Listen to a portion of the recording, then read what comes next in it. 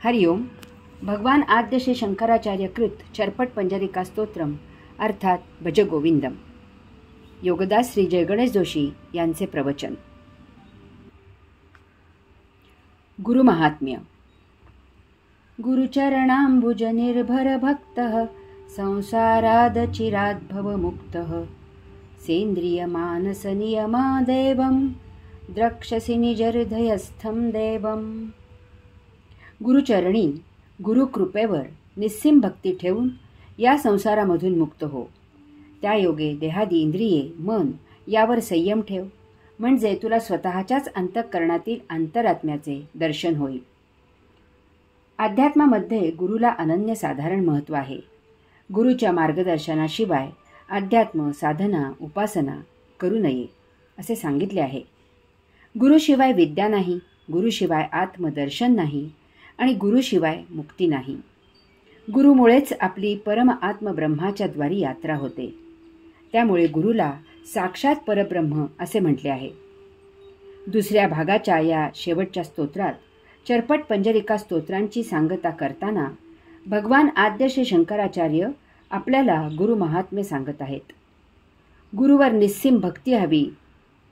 हा मला काय सांगणार, याला काय समजते, मलाही माहीत आहे अशी भावना गुरुबद्दल असेल तर आपण गुरुकडून ज्ञान ग्रहण करू शकणार नाही. गुरु काय ज्ञान देत आहे याकडे आपण साफ दुर्लक्ष करू. आपण आपल्याच अहंकारात आणि अहंमन्यतेत मग्न राहू. गुरुबद्दल आदर आणि प्रेम असायला हवे. त्याच्यावर पूर्ण श्रद्धा ठेवूनच ज्ञान ग्रहण करायला त्याच्यासमोर बसावे लागते. तरच गुरु काय सांगत आहे ते आपण ग्रहण करू शकतो. अन्यतः नळी फुंकली सोनारे इकडून तिकडे गेले वारे असे गुरुमुखातून स्त्रवत असलेले ज्ञान हवेत निघून जाते. गुरुवर अनन्य भक्ती हवी. जर आपण इतरांकडूनही ज्ञान ग्रहण करून गुरुसमोर बसलो तर आपल्या मनात ते अगोदर घेतलेले ज्ञान आणि गुरु देत असलेले ज्ञान, अगोदरचे गुरु आणि हा समोरचा गुरु यांची तुलना सुरू होते. यात ज्ञान ग्रहण केले जात नाही. तुलना केल्यामुळे यातील बरोबर कोण आणि चूक कोण असा आपला वैचारिक गोंधळ होतो. याचा अर्थ इतर कोणाकडून ज्ञानार्जन करू नये असे नाही, तर ज्ञानार्जन घेण्यासाठी आपली पाटी कोरी करून मगच गुरुसमोर बसावे. त्यावेळी त्या अगोदरचे ज्ञान स्मृतीमधून बाहेर आणू नये. समोरचा काय सांगत आहे ते शांत चित्ती जाणून घ्यावे. आपल्याला ते पटले तर घ्यावे, अन्यथा ते दूर ठेवावे. चांगला आणि आदर्श गुरु कधीही साधकांना स्वतःत जखडून ठेवत नाही. साधकांना मोकळीक असते. भगवान आद्य श्री शंकराचार्यांनी येथे गुरुचरणी लीन व्हावे असे सांगितले आहे. याचा अर्थ स्वतःला गुरुपेक्षा मोठे समजू नये. गुरुसमोर सदा नम्र असावे. आपण ज्या अर्थी ज्ञानार्जन करायला गुरुसमोर बसलेले आहोत त्या अर्थी याविषयी आपल्याला माहिती नाही. याचा अर्थच आपण या बाबतीत लहान आहोत. इतर बाबतीत कदाचित तुमच्या मते गुरु तुमच्यापेक्षा लहान असेलही, तरीही गुरुसमोर त्याचा अहंकार, अभिमान, अहंमन्यता पाजळू नये. सदा विनम्र असावे. गुरूंचा उल्लेख आदराने करावा. त्यांच्याबद्दल व्यक्त होताना मर्यादा पाळाव्यात. त्यांच्यासमोर इतर विषय बोलू नयेत. लहानपण स्वीकारले तरच आपण ज्ञान ग्रहण करू शकतो. येथे वय, भौतिक ज्ञान, हुद्दा, अधिकार, प्रतिष्ठा इत्यादी दूर ठेवूनच गुरुचरणी दाखल व्हावे. तसेच गुरुकृपा असणेही अध्यात्मात अत्यावश्यक आहे. कारण गुरु जे ज्ञान तुम्हाला देत असतो ते ज्ञान भौतिक नाही, जड जगताबद्दलचे नाही, ते आध्यात्मिक ज्ञान आहे हे कधीही विसरू नये. हे ज्ञान गुरुकडून तुमच्याकडे प्रदान होत असते, स्त्रवत असते, प्रवाहित होत असते. गुरुची सदा होत असलेली आठवण, गुरुचा किंचित मात्र सहवास, गुरुचा नुसता एक कटाक्ष, गुरुचा एक छोटासा स्पर्श तुमच्यात आमूलाग्र बदल घडवून आणत असतो.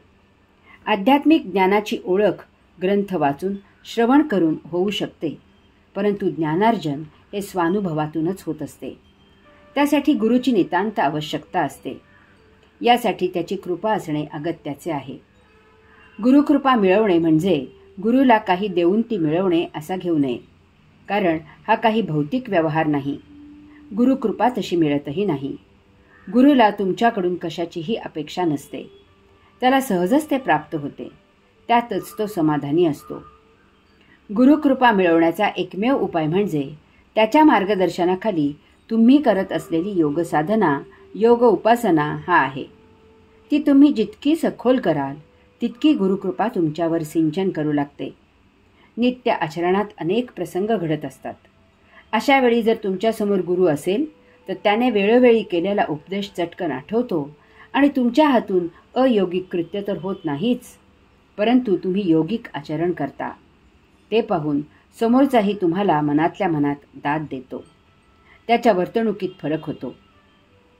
अर्थात हेही तितकेच सत्य आहे की गुरुने कितीही काही सांगितले, त्याची तुमच्यावर कितीही काही कृपादृष्टी असली तरीही साधना आणि उपासना तुमची तुम्हालाच करायची आहे.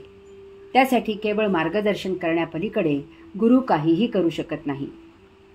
गुरुने दिलेल्या साधना उपासनेला तुमचा प्रतिसाद फार महत्त्वाचा आहे. गुरु गाडी सुरू कशी करायची इतकेच सांगू शकतो. तो तुमची, पण गाडी तुमची तुम्हालाच चालवावी लागते. भगवान आद्य श्री शंकराचार्य सांगतात की या योगे संसारापासून मुक्त हो. याचा अर्थ गुरु तुम्हाला संसारापासून पळवून नेत नाही की तुमचा संसार उद्ध्वस्तही करत नाही.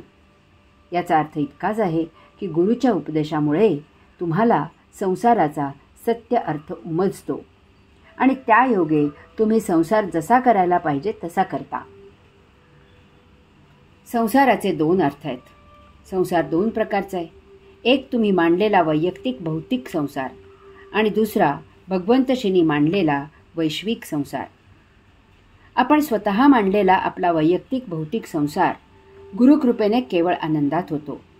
आपण गुरुकृपेने आपल्या संसारातील सुख आणि दुःख यांचा सत्य अर्थ आपल्याला उमजतो. गुरु कधीही आपल्याला संसारापासून दूर नेत नाही. तो फक्त आपल्याला संसारातील सुख आणि दुःख याचा नेमका अर्थ समजावून सांगतो. त्या योगे आपल्याला ज्ञान होते की जे जसे जीवन आपल्यासमोर आहे फक्त तेच, फक्त तेवढेच, फक्त ते तसेच जीवन आपले संचित संपवण्यासाठी सुयोग्य आहे. यापेक्षा कमी किंवा यापेक्षा जास्त आपल्याजवळ असेल तर ते आपल्यासाठी अहितकारक आहे. आपले जन्म मृत्यूचे फेरे वाढवणारे आहे. यास्तव आपण नियतीने दिलेले प्राप्त जीवन गुरु मार्गदर्शनाखाली जगावे हे उत्तम. यामुळे आपण सुख आणि दुःख या पलीकडे निघून जातो. तेथे कैवल्य असते. तोच सदानंद, नित्यानंद असतो.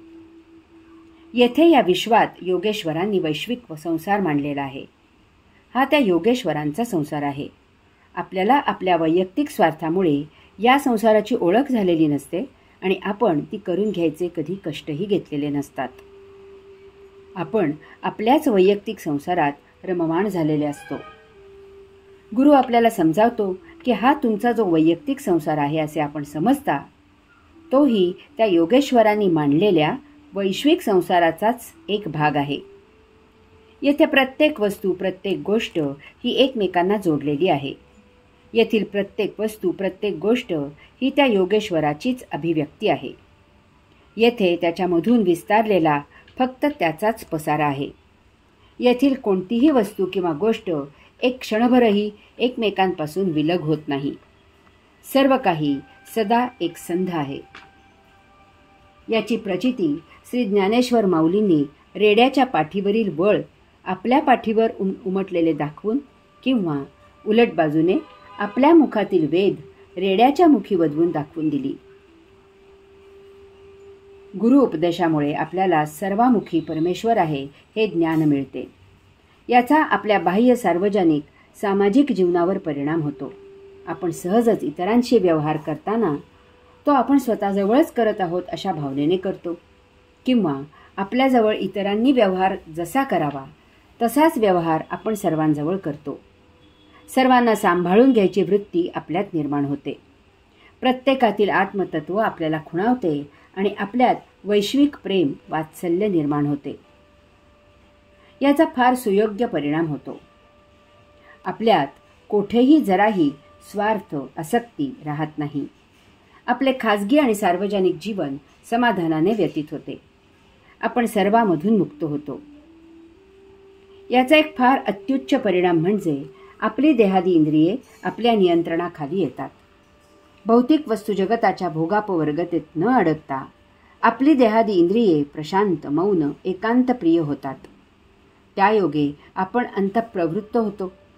आपल्याला आपल्याच अंतःकरणात विराजित असलेल्या अंतरात्म्याची चाहूल लागते. तो अनाहत नाद आपल्याला साद घालू लागतो. आपल्याला ध्यान समाधी प्रसाद मिळतो. आपला अंतरात्म्याशी योग जुळून येतो. त्या योगे यथाकाळी आपली योगेश्वराचे योगधामी यात्रा सुरू होते. आपण साक्षात्कारी होतो आणि त्या मुक्तीच्या द्वारी योगेश्वरांच्या सेवेला रुजू होतो. भगवंत श्री योगेश्वर कृपेने चरपट पंजरिका स्तोत्रांचा दुसरा भाग संपन्न. ओम तत्सत त्वम असि.